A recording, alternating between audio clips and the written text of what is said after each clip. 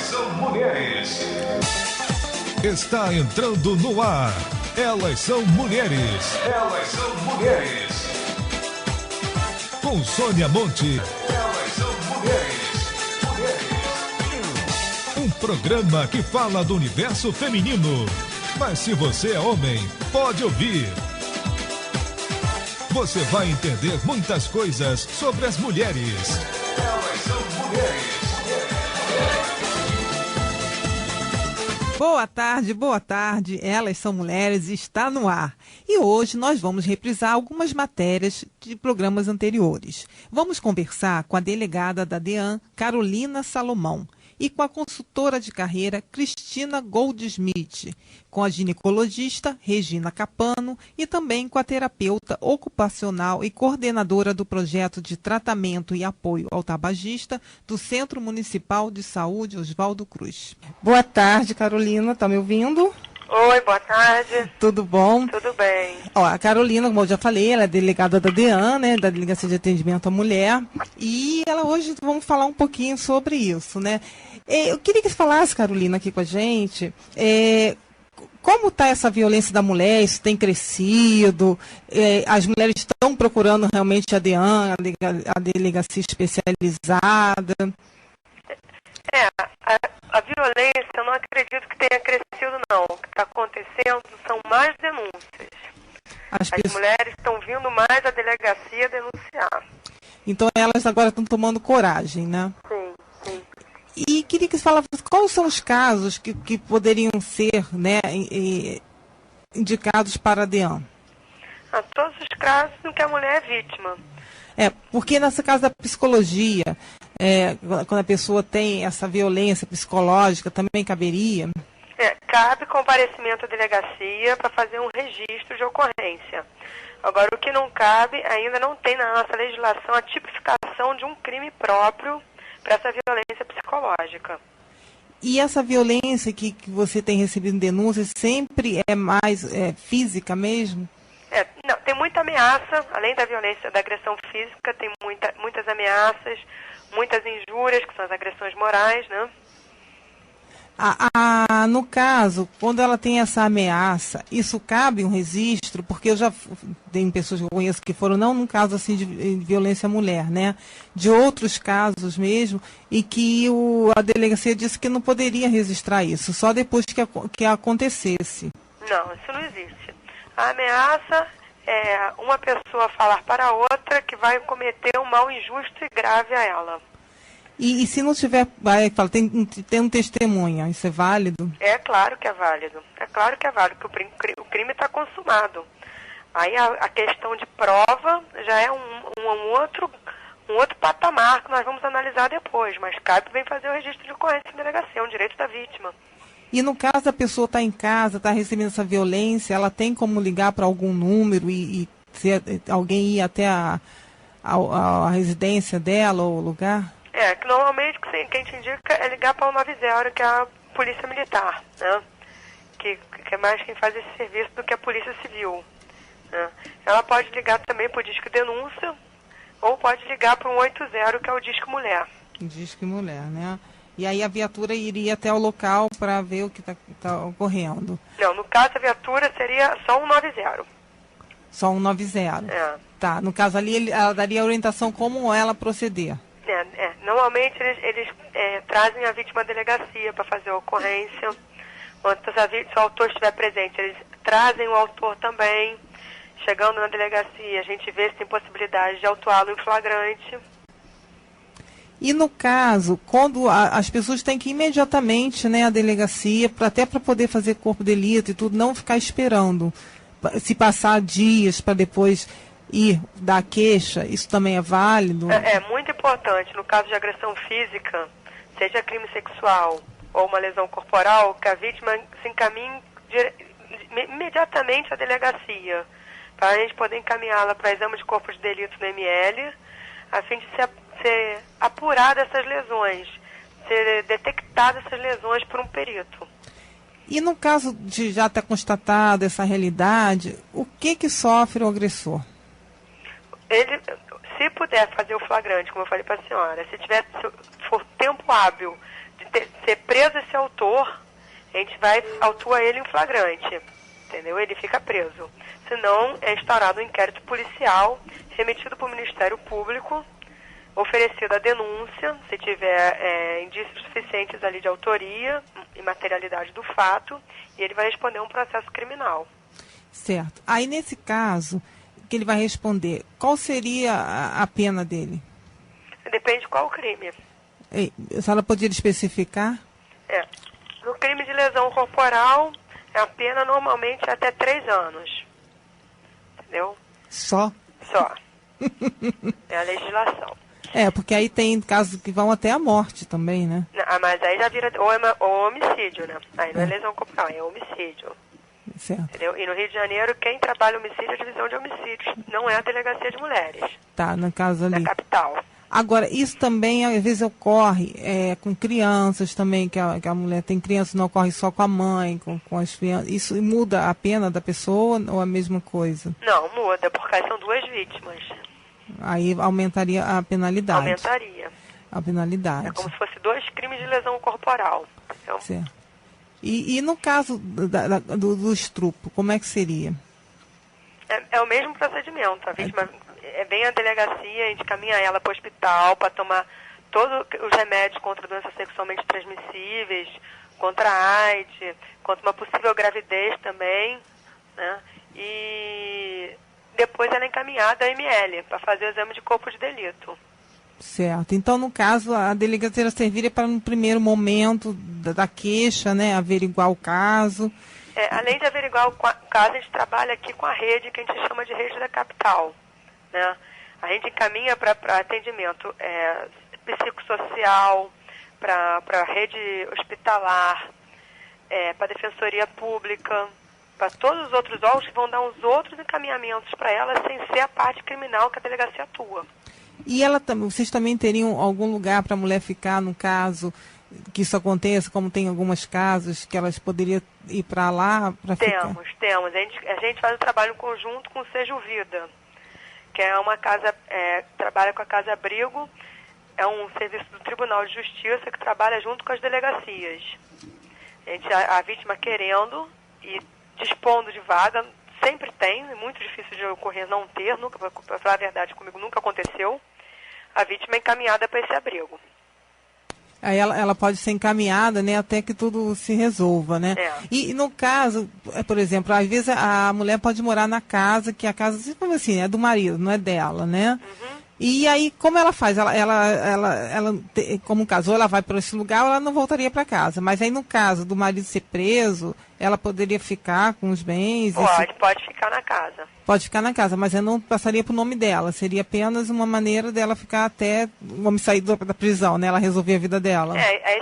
Aí, referente à partilha de bens, a gente, é um dos problemas também que a gente encaminha a Defensoria Pública, para a Defensoria Pública avaliar, entrar com processo, ver se era companheira, se não era, se tem direito à partilha de bens. Certo.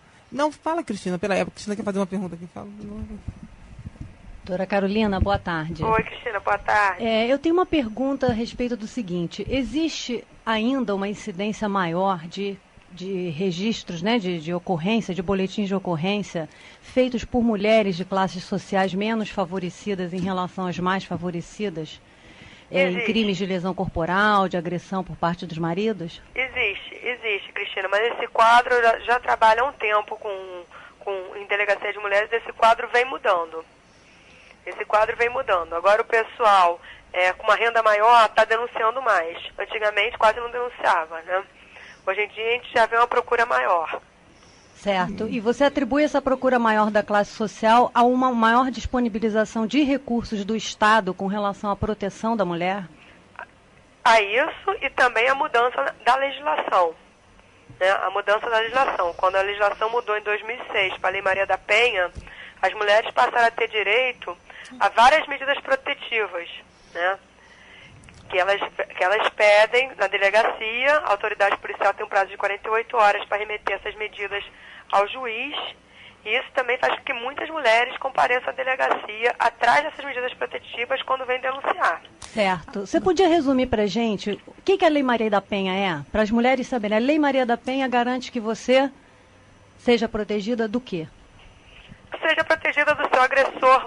No caso da mulher solicitar medida protetiva, uma das medidas que tem, se o juiz deferir essas medidas, né, que basta vir a delegacia, a autoridade policial solicita.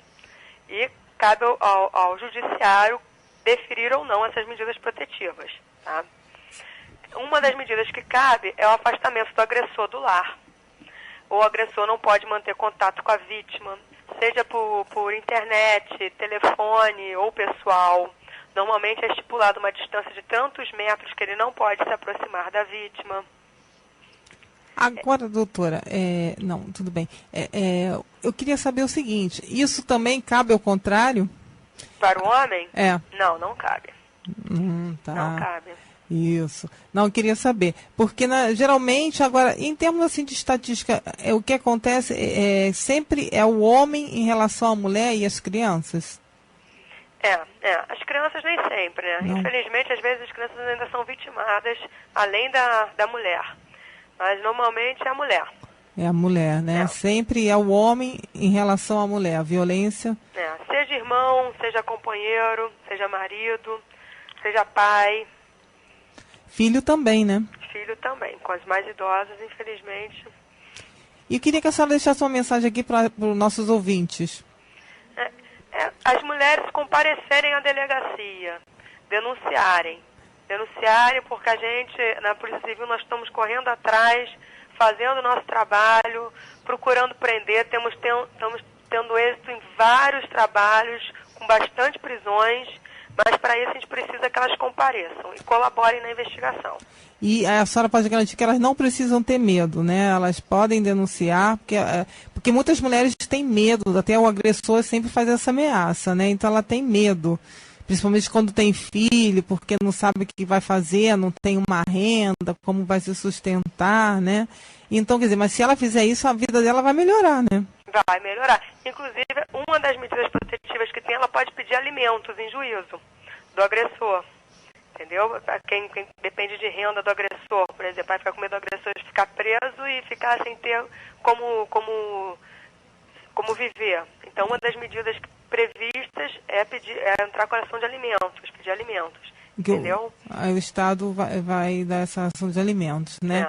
E no caso quer dizer, pessoas, né, como assim, já, vamos dizer, classe A, e que isso acontece, né? Essas mulheres, elas não teriam problema, né? Porque até elas deveriam ter dinheiro, ter a sua profissão, né? Porque o problema não é só financeiro, né? Tem a dependência emocional, tem vários obstáculos, às vezes para a vítima, depois de várias vezes agredida, para tomar a coragem e vir fazer a primeira denúncia.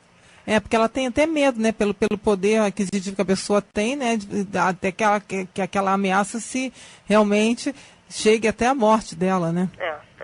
Mas eu entendo que para a gente romper com esse círculo de agressão, a vítima, para romper com esse círculo de agressão, ela deve denunciar. Com certeza, porque a vida dela... normalmente os casos que a gente vê, se não denunciar, vai virando uma bola de neve. E isso não acaba nunca, né?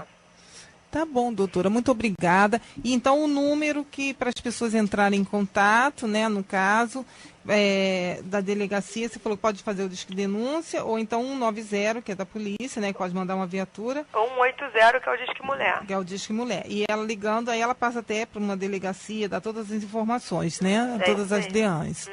Tá bom, obrigada, uma boa tarde para a senhora. Obrigada, você também. Estamos apresentando Elas São Mulheres, com Sônia Monte.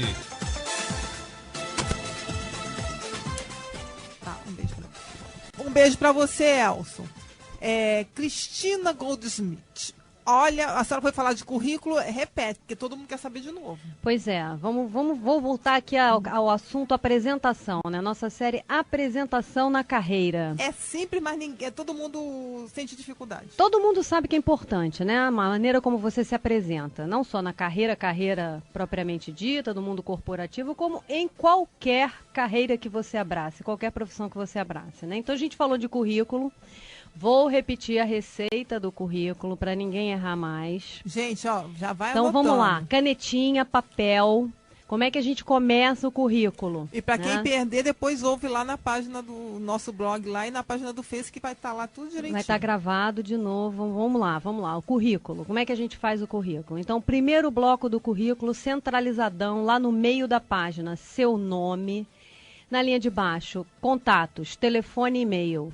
Sua nacionalidade, idade, estado civil e se você tem filhos, quantos tem. Se não tem, escreve sem filhos. Pula 2 linhas, você vai abrir uma seção chamada área de atuação ou objetivo. Então, o que eu quero? Eu quero ser gerente comercial. Ou a minha área de atuação é recursos humanos. Não é a posição, não é supervisor, nem coordenador, nem gerente, é uma área. Ou um objetivo, atuar em marketing digital, em empresas do segmento tal e tal. Então, essa segunda seção é a sua área de atuação ou o seu objetivo. Pula 2 linhas, você vai abrir uma seção em que você vai escrever o seu resumo de qualificações ou uma apresentação. O que é isso, gente? É um texto dizendo, fazendo um resumo daquilo que você já fez na sua carreira, que experiências você tem. Então, atuo há 10 anos na área de comunicação visual, tendo experiência com diagramação de livros, paginação não sei do que. Você vai falar o que você é bom. Habilidades que você tem, que não são só técnicas, habilidades comportamentais, né? Me comunico bem, tenho habilidades de negociação, já gerenciei pessoas. 3 ou 4 parágrafos resumindo quais são as suas qualidades. Acabou os 3 ou 4 parágrafos, você vai colocar a sua escolaridade, que na outra semana eu pulei, Juju muito bem me lembrou aqui. E escolaridade, o que é isso? O último curso que você fez, foi um MBA, foi um mestrado, foi o mais alto, o último e o mais alto. Né? Então vai ser a primeira linha. Então eu tenho MBA em gestão empresarial. Qual é a faculdade que você tem ou quais são as faculdades que você tem? Vem na segunda linha. Quem tem faculdade e tem MBA, é claro que fez o antigo, né? 1º grau e 2º grau, que agora o 2º grau é ensino médio. Então não precisa colocar isso, gente. Tá? Basta a sua pós-graduação, quantas você tiver, e a sua graduação. O nome do curso, a instituição que você estudou e o ano que você se formou, o ano que você terminou. Embaixo disso, você vai abrir a seção que se chama experiência profissional. Aí vou repetir porque isso é uma dúvida que me mandaram perguntas sobre isso. A experiência profissional começa da empresa que você trabalhou mais recentemente. Então, de 2005 a 2012, eu trabalhei na empresa Pato Donald Limitada. Então, isso vem numa linha, 2005 até 2012, o nome da empresa. Na linha de baixo, o cargo que você ocupou. E no bloco de baixo, suas principais responsabilidades. E aí você vai fazer assim, para trás, na sua vida profissional. É do mais recente para o mais antigo. Ok? Quem tem cargo de gestão, é importante colocar também os principais resultados, logo depois das principais atribuições. A última seção do seu currículo pode ser alguma experiência de trabalho voluntário que você tenha ou experiência internacional. Se você morou fora, no intercâmbio, foi estudar, é uma experiência internacional. Se você foi fazer um curso de 2, 3 meses fora, é uma experiência internacional. Isso não é viagem, é só curso não é de viagem de especialização. passeio, né? É viagem... Não, fui na Disney, não serve, João Luiz. Não, eu tô falando isso que as pessoas falam. Conheço a Europa, a França... Pois é, parabéns. Faz muito bem, é ótimo você conhecer, mas isso não é para estar no seu currículo. O que tem que estar no seu currículo como experiência internacional? Experiência de trabalho. O currículo é a nossa apresentação profissional, não é a nossa apresentação pessoal. Deixa para colocar suas viagens na sua página no Facebook, né? Aí você coloca foto, tudo. No currículo, não. Então, no aspecto apresentação, a gente tem o currículo, tá aí um roteiro para você não errar mais e facilitar a vida de quem vai ler o seu currículo. Agora, Cristina, uma dúvida que o pessoal fala. Tem que colocar foto em currículo? Não tem que colocar foto em currículo. Não tem que não. É legal botar foto em currículo? É, facilita, né? Dependendo da posição que você esteja pleiteando, da área que você vai trabalhar, é interessante que você coloque.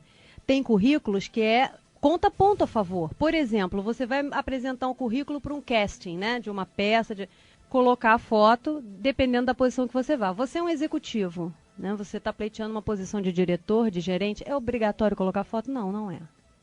Não é. Então vamos ter bom senso, né? A pergunta é obrigatório? Não, não é obrigatório. É aconselhável? Altamente aconselhável, dependendo do cargo que você esteja pleiteando. Mas ninguém é obrigado a fazer isso. Então o currículo da gente é a nossa apresentação profissional. É o primeiro contato que quem quer te empregar vai ter com você. Trate seu currículo bem, procure seguir esse modelo, faça com capricho, escreva várias versões, até você mesmo estar convencido de que você se contrataria lendo aquele currículo, né? Então, que bom. É isso aí. Que bom. Quem tiver dúvida, cristina@consultingcg.com.br ou no Facebook, entra no Facebook, curte a página da Consulting CG e coloca lá, conversa com a gente direto. É isso aí, gente. Com a doutora Regina, que hoje aqui, pessoal aí, né? E aí, vocês andam indo no ginecologista? É uma boa pergunta. Por quê? Porque as mulheres sabem que elas têm que sempre fazer uma prevenção. Elas sempre têm que estar se cuidando. Mas aí você pergunta, qual foi a última vez que você foi no ginecologista? Nem sempre isso acontece, né, doutora? Nem sempre. As mulheres deixam que a doença se instale, podendo ter tanta prevenção. Hoje em dia a medicina está bastante avançada nesse sentido, então nós precisamos ir ao ginecologista. Mas, doutora, então vamos falar hoje que é uma coisa tão simples, todo mundo sabe, mas ninguém sabe. Qual a importância de fazer o preventivo? Vamos lá. Como diz o nome, o exame é preventivo do câncer de colo de útero. Ou seja, é um exame para prevenir que as células do colo do útero se transformem e cheguem a um câncer. Quando você cria o hábito de fazer esse exame anualmente, a partir da primeira relação sexual... Então você já responde uma pergunta, né? Quer dizer, uma menina, ela só vai, independente de qual a idade, a partir do momento que ela começou inicia a atividade sexual dela, daí a 1 ano está na hora dela se acostumar a uma vez por ano fazer o exame preventivo do câncer de colo de útero, ou seja, é o famoso Papa Nicolau. É o exame que rastreia na população células alteradas e há tempo de cuidar e não chegar a um câncer. Por isso que é muito importante se fazer, né? Muito importante. Pelo Ministério da Saúde, após um exame negativo para câncer, após 3 exames negativos para câncer, a pessoa pode começar a fazer exames de 3 em 3 anos. Mas, habitualmente, a grande maioria das mulheres é incentivada a fazer anualmente para evitar que tenha um susto lá na frente, né? E cuide bem disso. Então, por que isso? Porque a estatística do câncer de colo de útero brasileira é o segundo câncer que atinge as mulheres na maioria. O primeiro é o câncer de mama. O segundo é o câncer de colo de útero. E no norte do país, o primeiro é o câncer de colo de útero. Então, é uma incidência muito grande, ainda é estatisticamente o pior câncer.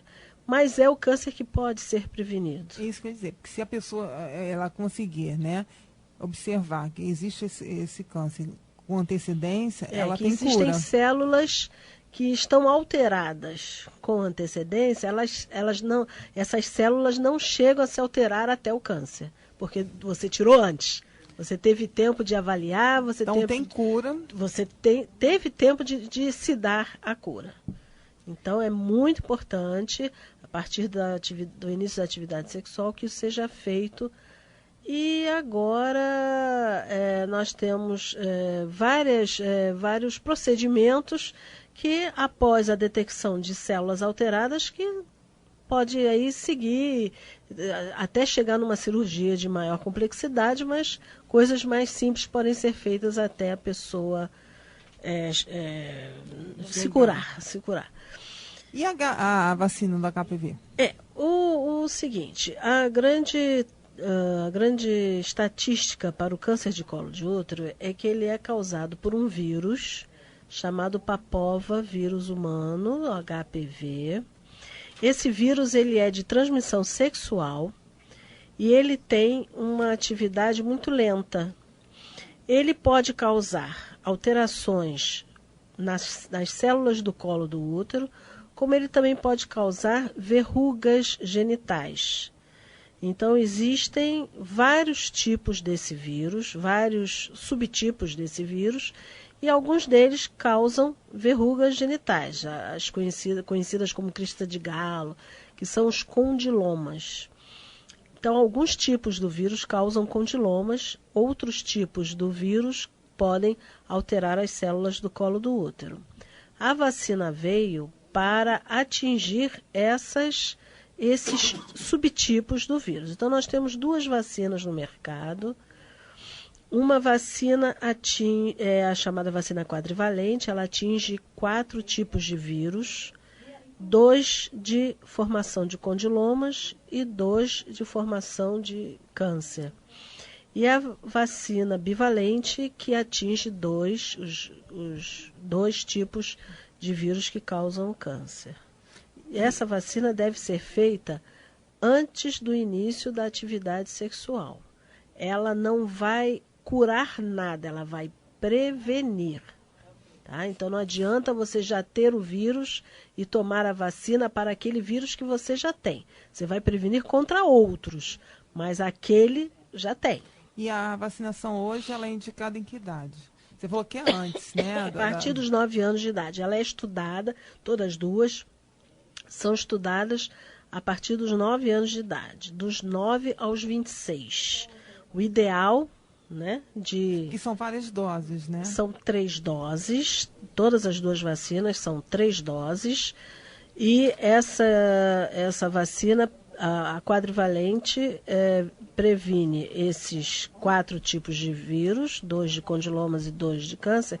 Ela é aplicada após a primeira aplicação, 2 meses depois da segunda aplicação e 6 meses depois da terceira aplicação. Na bivalente, ela é aplicada 1 mês depois da segunda aplicação e 6 meses depois a terceira aplicação. Está sendo estudado pelo governo para um dia chegar já está no Senado, só que se o Senado aprovar, vai ser dos 9 aos 13 anos. Vai ser gratuita.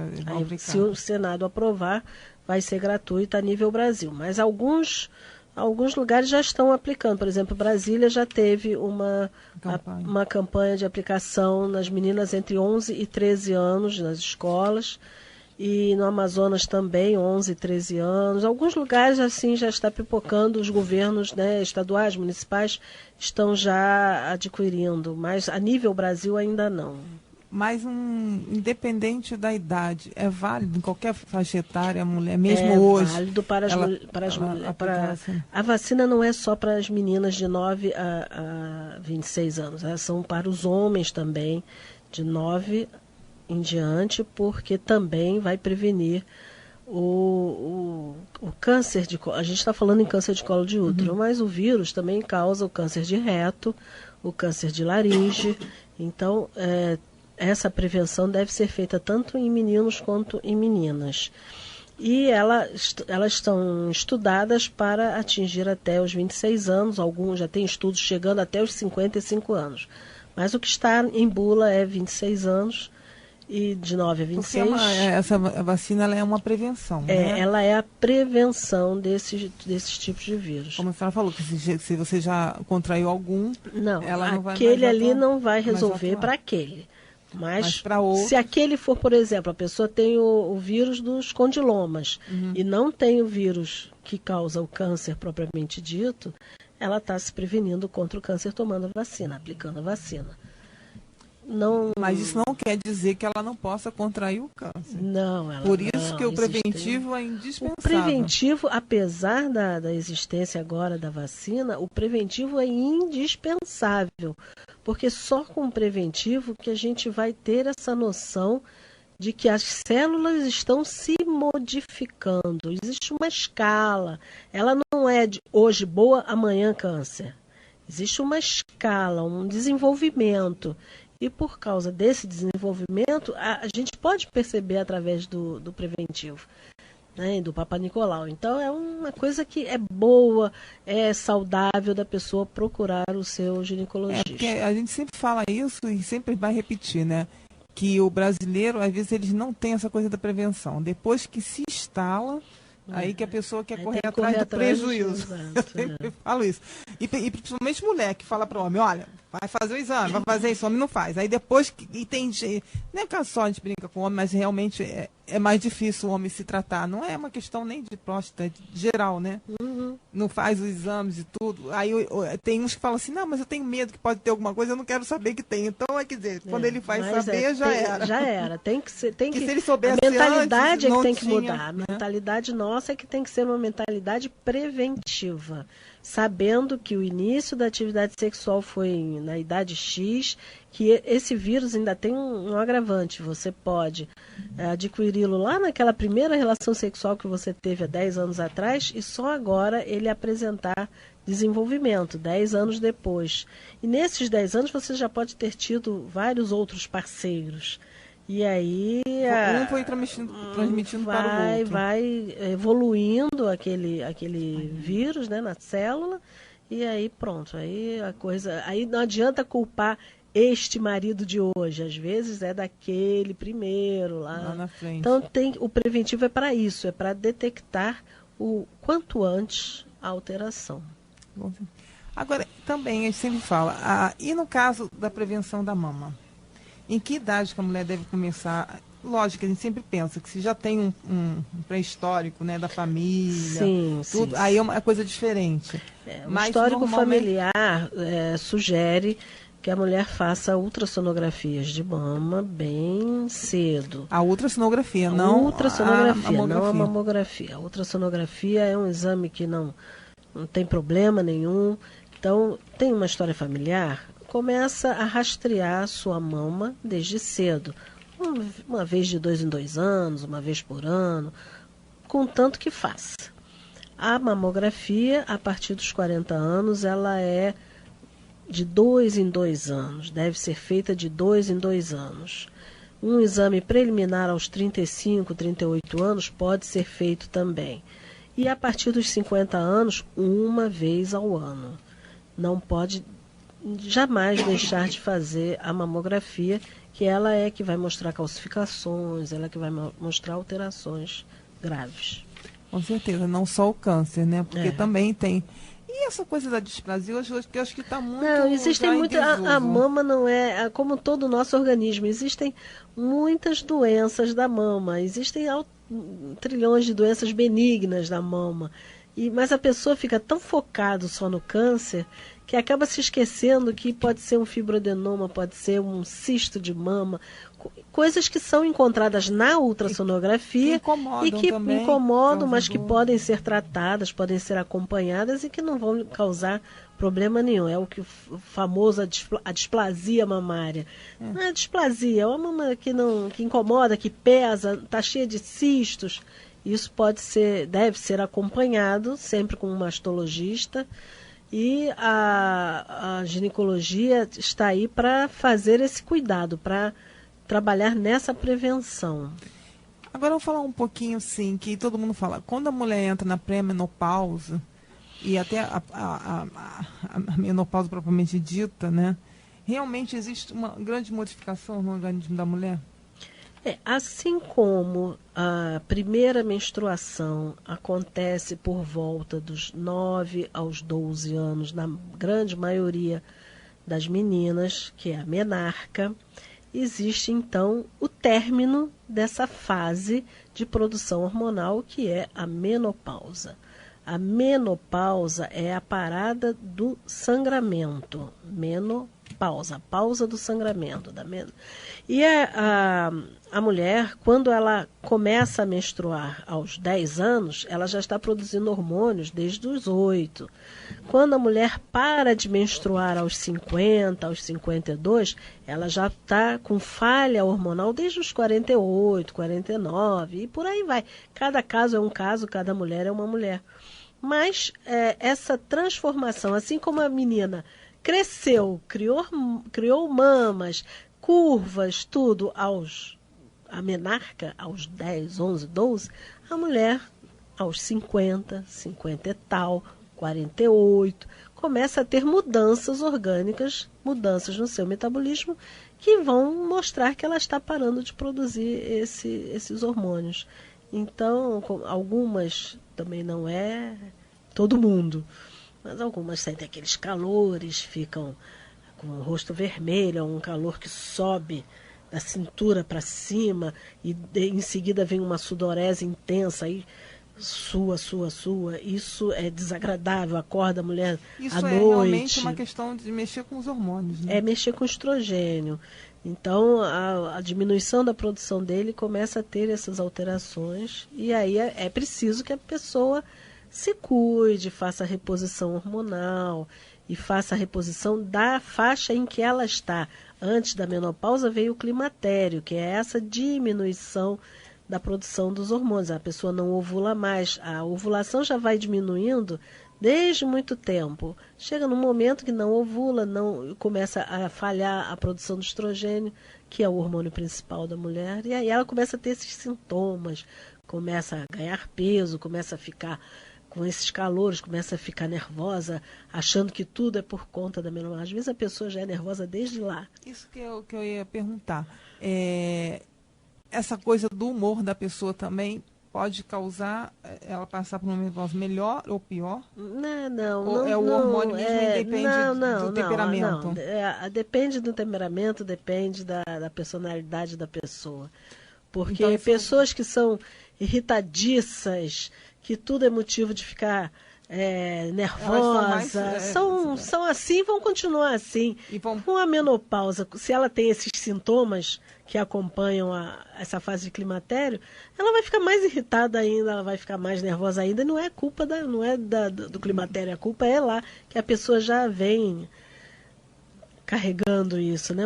A própria personalidade da pessoa. E em algum momento a menstruação para.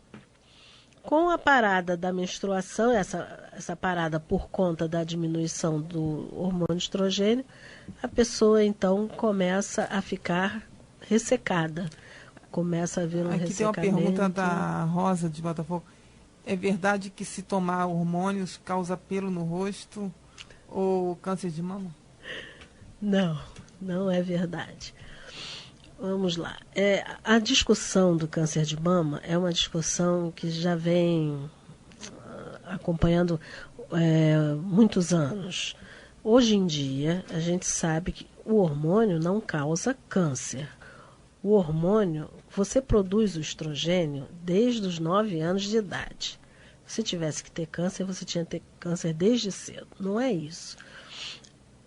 O que acontece é que a pessoa para de produzir o hormônio e ela repõe, começa a tomar um hormônio de reposição. Né? O que acontece? Depois, se ela esquece de ir ao ginecologista, ela vai perder a chance de pegar as primeiras lesões que ela vai ter, independente ou não da reposição. Ela pode, vamos dizer assim, eu costumo dizer de uma maneira assim muito popular. Agora fazendo um parênteses quando você está falando, é porque quando a pessoa chega a uma certa idade, ela pensa que não precisa mais fazer exame. Pensa ou que não precisa não faz mais sexo, então também não precisa. Não precisa mais ir ao ginecologista e não tem nada a ver. A pessoa, se está escrito no mapa astral dela, eu costumo dizer isso assim, muito popularmente, se está escrito no mapa astral dela que ela vai ter o câncer, ela vai ter independente da reposição hormonal ou não.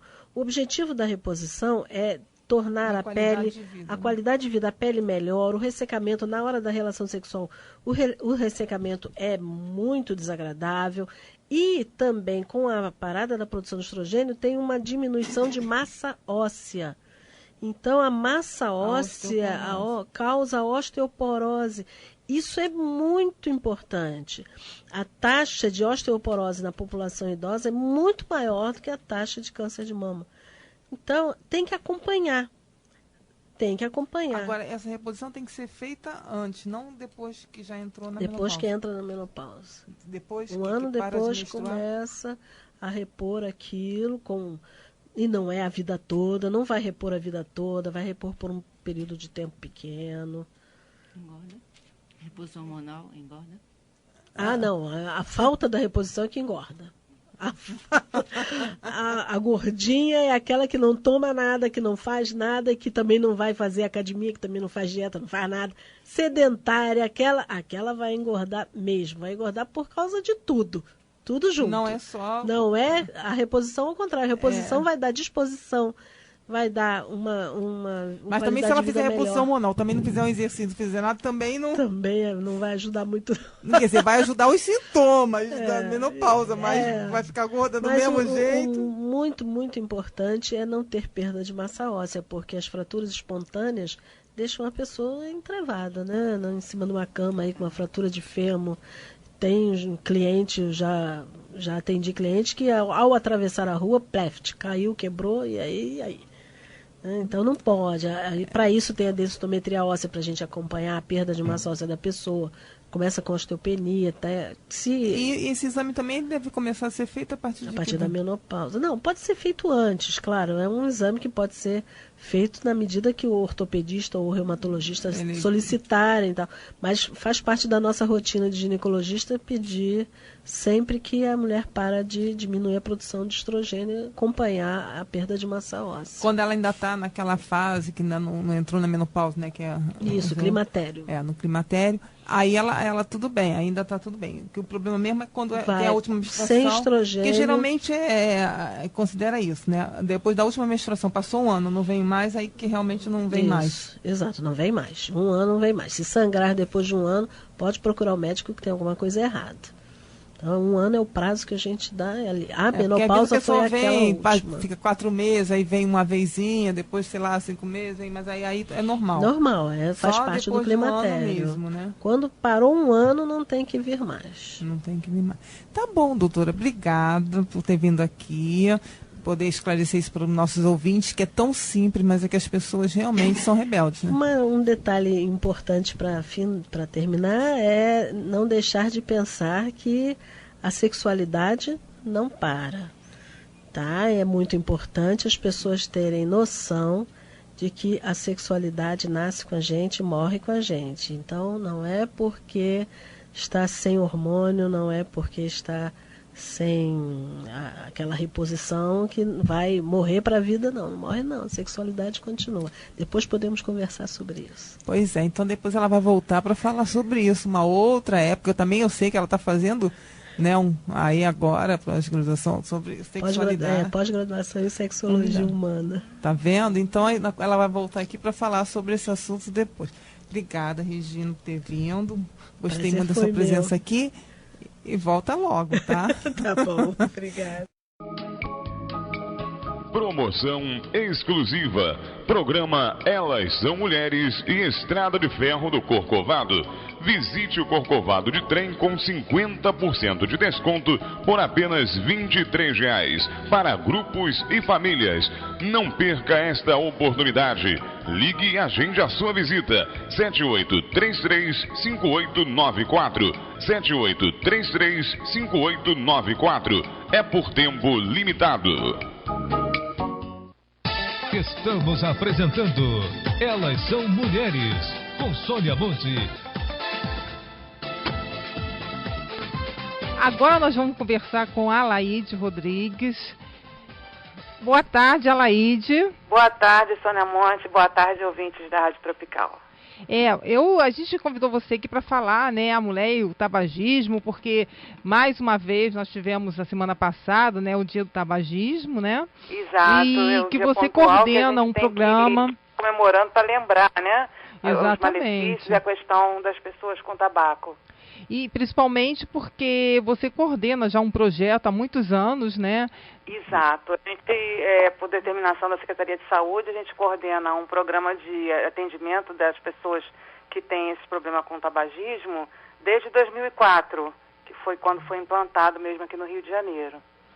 Com certeza. Eu queria que você falasse um pouco, lógico que o tabagismo a gente fala de uma maneira geral, mas o que isso acontece quando a mulher fuma? O que acontece com ela na gestação? Exato. O tabagismo agora, a gente está observando que está prejudicando muito a mulher, porque a mulher está fumando cada vez mais.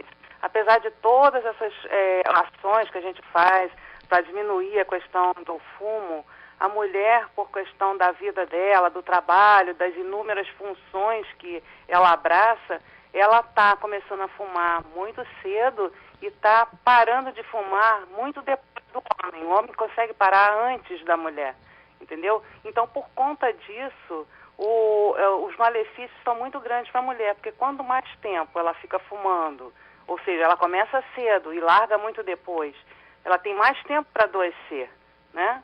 Então a gente tem que estar sempre alertando a mulher dessa coisa, vendo a questão da saúde em si, das doenças, como também a parte estética, da vaidade, que a mulher que fuma é aquela mulher que cheira mal, cheira igual um homem, né? Que tem um envelhecimento precoce, o rosto fica marcado, vincado por causa dessa coisa do puxar do cigarro, né? Que a gente diz que é a face do fumante, que tem aquelas rugas profundas em volta da boca, em cima dos olhos, né, Sônia? Agora, o Alaide, queria que você falasse também essa coisa da gestação, afeta o feto? Com certeza, a mulher que fuma, ela faz a criança também fumar. A criança costuma nascer com baixo peso, ter parto prematuro, problemas respiratórios depois, entendeu? Diz que afeta até a questão na escola, do aprendizado. É muito perigoso. O baixo peso e o nascimento precoce, sim, prematuro, isso é observado em geral mesmo. Agora, Laíde, uma coisa que a gente estava conversando, que é muito importante citar, né? Porque o fumo prejudica menos quem fuma e mais as pessoas que estão no ambiente de quem fuma. Exatamente, uma coisa até que eu já tinha comentado com vocês, né? A questão do fumo passivo. A gente está fazendo uma grande campanha na questão de que você pode fumar se você quer, você tem um livre-arbítrio de fumar. Mas quem está ao lado não tem, né? Não tem direito de ficar fumando a sua fumaça. Porque a fumaça que o fumante passivo bota para dentro do organismo dele é uma fumaça que sai da ponta do cigarro sem passar pelo filtro, né? Que é uma fumaça muito prejudicial, até pior do que aquela que o tabagista bota para dentro, porque quando ele fuma, a fumaça passa pelo filtro. E também a fumaça que o tabagista bota para fora, né? Que ele exala. Então ele está sendo contaminado por dois tipos de poluição. E é essa fumaça que as crianças botam para dentro, os idosos, os animais de estimação. Então não é justo, né, Sônia? Que essas pessoas se contaminem sem ser fumante ativo. E não é só isso, né, Alaide? Porque a postura também do fumante que eu fumo com meu dinheiro, ninguém tem nada com isso, exato, eu faço o que eu quero, exato, né? Exato. E às vezes quando a gente está num ambiente que tem alguém fumando, aí as pessoas saem de perto, aí a pessoa que fuma começa a criar uma situação com as outras pessoas porque não gostou, né, de receber aquela fumaça, e as pessoas agora, as pessoas que não fumam, estão muito mais à vontade para demonstrar esse desprazer, né? A gente tem muitos nossos clientes que procuram para ajuda no parar de fumar por conta disso, porque se sente preterido, as pessoas olham com cara feia, as pessoas agora estão se colocando mais, né? Então, sente que incomoda. Então, as pessoas, não, eu quero parar de fumar porque eu percebo que eu incomodo muito as pessoas na rua e tudo mais. Aqui tem duas perguntas aqui, ó. Sim. A Raquel de Anchieta, isso não é nenhuma pergunta. Ela diz que, Sônia, eu deixei de fumar quando meu neto fez um questionamento. Vó, você quer ser beijada? Então pare de fumar. Isso. Ela parou na hora. Que legal. E manda parabéns para todos isso, aqui. Né? Então, a gente tem pacientes que, quando para de fumar, aí é que vai poder visitar os netos, porque são proibidos de ir visitar neto. Porque a criança não gosta do cheiro. O cheiro é muito ruim, né? Eles não gostam. Então aí a pessoa fica mais à vontade para poder ter aqueles encontros de famílias, as atividades sociais, que as pessoas não gostam do cheiro. E a Sueli de Botafogo pergunta por quanto tempo a fumaça fica nos pulmões. Isso seria, eu acho que deve ser depois que a pessoa deixa de fumar ou normalmente? No pulmão a gente, conforme você parou de fumar, né? Quando você dorme, você vai botando para fora a fumaça, né? Se você fizer um teste de medição de monóxido de carbono pela manhã, vai dar quase zero, porque você não está botando a fumaça para dentro, né? Agora, a nicotina, ela fica no sangue por 2 horas, né? Eu sou ex-fumante E a gente sabe, quando a gente fuma um cigarro, daqui a 1 hora, 2 horas, você está em abstinência querendo fumar outro. Porque é quando sai a nicotina do sangue. Agora, quando a pessoa para de fumar, né, não sei quantos anos, isso fica no organismo dela por quanto tempo? O estrago fica por muito tempo, né? A questão da chance de você ter um câncer de pulmão, você parou de fumar, a chance de você ter um câncer de pulmão iguala a pessoa que nunca fumou só depois de 20 anos. Nossa. Entendeu? O pulmão vai limpando aos pouquinhos. Depois de 20 anos sem fumar, você já está igual ao que nunca fumou. A chance de você ter um problema cardiovascular em torno de 5 anos, entendeu? É muito importante. E como você falou, né, até para estética, essa coisa toda, a pessoa fica, né, debilitada. Com certeza, também. Os dentes, a boca, a língua do fumante é horrível, né? A boca fica com gosto muito ruim. A pele não tem cor, porque o monóxido de carbono não deixa aí o oxigênio. Aí o fumante tem aquela cor meio amarelada, esverdeada. O cabelo não tem jeito, está sempre fedendo, né? Sem vida. As mãos ficam amareladas. Tem na questão da vaidade, a mulher tem que pensar bem, porque depois que para de fumar, a gente percebe isso nos nossos clientes. 2 semanas, 3 semanas, a pessoa é outra. Ela chega no consultório com outro vício, né? Brilhando. É muito legal a gente ver isso. Agora, Laís, queria que você convidasse o pessoal para participar aí, né? As pessoas que querem... Porque, na verdade, a maioria das pessoas que eu conheço, que quiseram deixar de fumar, elas deixaram de fumar exatamente na hora que elas quiseram. Exato. Nunca mais nem olharam para o cigarro. Mas tem gente que diz que tem dificuldade. Então, aí queria que você falasse desse programa que vocês fazem. É isso, Sônia. 80% dos fumantes querem parar de fumar. A gente faz a pesquisa, 80% querem parar de fumar. Desses 80%, 3% consegue parar sozinho. Então, esses 97% dessas pessoas que não conseguem parar sozinho, por inúmeras questões psicológicas, emocionais e tudo mais, eles precisam de ajuda. Então, eles podem encontrar ajuda nos postos de saúde, tem inúmeros aqui no Rio de Janeiro e outros municípios. É só procurar saber naquele telefonezinho que tem no maço de cigarro, ou então no Disque Saúde. É só dizer aonde você reside, que eles vão indicar um lugar próximo para fazer o tratamento, tá? E quem quiser procurar o plano de vocês também, qual o horário de atendimento? Nossa unidade fica no centro da cidade, é um Centro Municipal de Saúde Oswaldo Cruz, mas é no centro da cidade, próximo da Cruz Vermelha, na Avenida Henrique Valadares, 151. Nós vamos estar procedendo um acolhimento para essas pessoas que querem ver como é que é o tratamento, de repente até fazer o tratamento, no dia 16 de junho, às 10 horas da manhã. Então as pessoas eu convido a todos, quem quiser lá aparecer para ver como é que é. Não precisa ser morador da área, tá? Porque a gente já conseguiu, junto à direção da nossa unidade, fazer o tratamento para pessoas que não residem na área programática do centro. E depois também tem muita gente que trabalha por aí, fica mais fácil do que... Fica mais fácil, exatamente. Do que ser atendido, às vezes, no lugar de origem, né? A gente vai recebê-los com o maior carinho, tá, gente? E aquilo, assim, a questão de parar de fumar, ela começa com a decisão de você parar de fumar. Então, eu estou querendo parar de fumar, eu acho que preciso de ajuda, vou lá ver. Isso aí já é o início, né? Já é o primeiro passo, que não é fácil. Pedir ajuda, procurar ajuda não é fácil. Tá? Com certeza. Então, por isso que a gente está lá acolhendo todo mundo que quiser ver qual né? Como é que é o tratamento e tudo mais. Então tá, Laís. Obrigada, uma boa tarde. Muito sucesso aí nesse projeto. Obrigada, querida. Um beijo para você e parabéns pelo programa. Obrigada. Na próxima segunda-feira, às 17 horas, voltamos com Elas São Mulheres, aqui na Tropical 830. Até lá!